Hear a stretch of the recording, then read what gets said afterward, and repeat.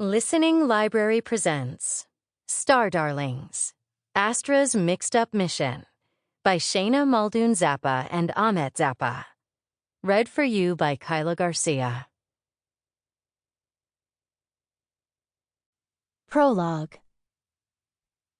Star Memorandum, Astra typed on her hollow keyboard. To Cassie and Piper was the next line. Then, from Astra.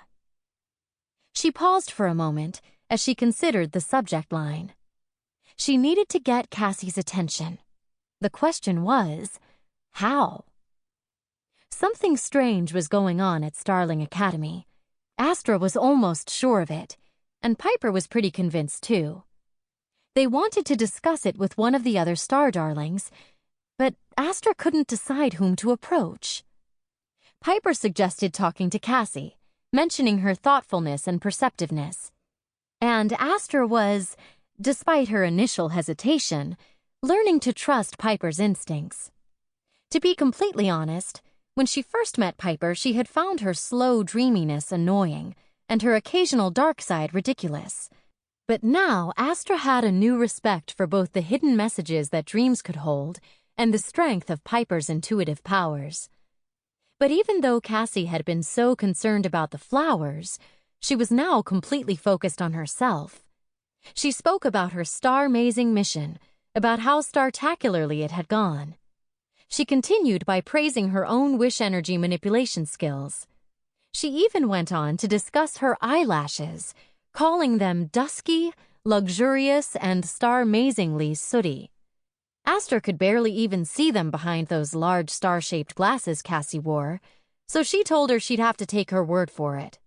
Perhaps she had snorted as she said it, because Cassie had stormed off, possibly to go look in a mirror, or to find someone with a finer appreciation of eyelashes.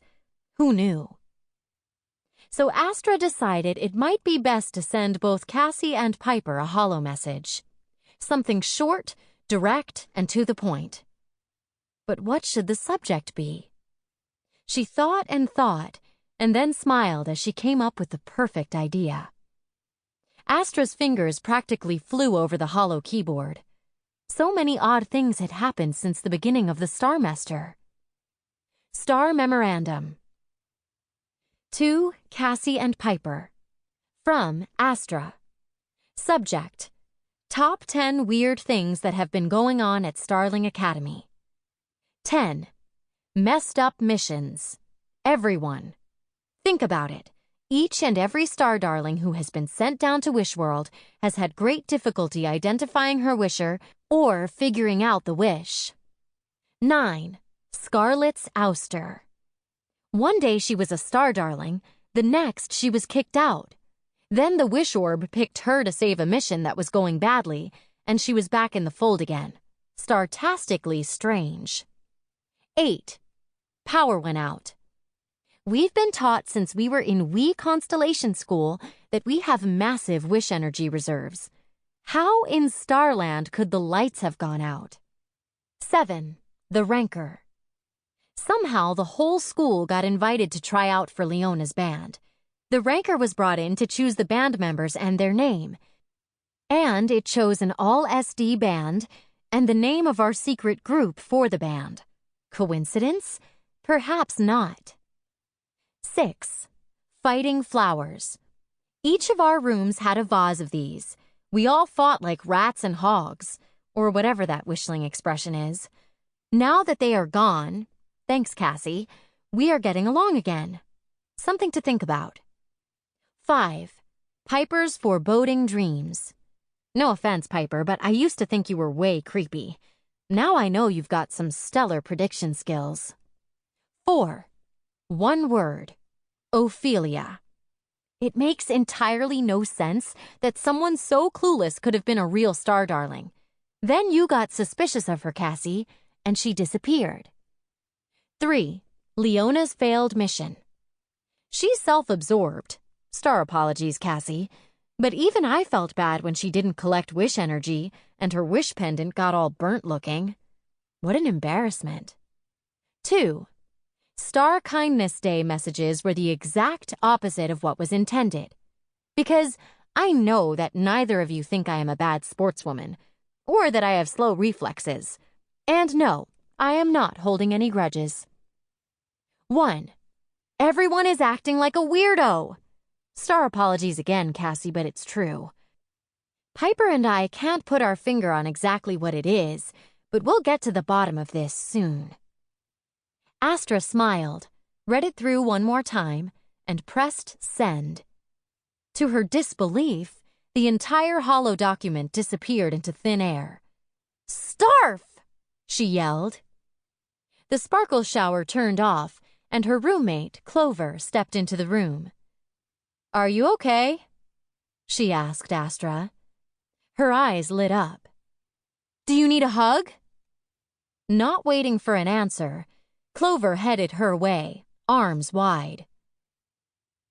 "See you at breakfast," Astra called, as she expertly dodged away from her roommate's embrace. She picked up her star stick, slid the door open smoothly using energy manipulation, and was gone. Chapter 1. "Piper! Piper!"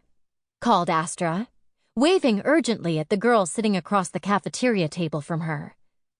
Astra's red and silver-striped fingernails caught the light, and she noticed with dismay that the polish she had applied on Wishworld was already starting to chip. She knew it wouldn't last through physical energy class later that afternoon. What a difference from her Starland manicure, which had taken forever to remove. Piper looked up from her dream hollow diary, flipping a lock of hair the color of ocean foam over her shoulder. "Is someone on the way?" she asked. "I think Tessa is heading over," Astra told her. After striking out with Cassie, they had tried to talk to some of the other star darlings and had begun to notice that something seemed off with each and every one of them. But they couldn't figure out exactly what was going on, so they decided they'd study their roommates first and report to each other. Back in their room, after Clover had hugged Astra tightly for the 10th time, she realized that no one could possibly have missed her that much.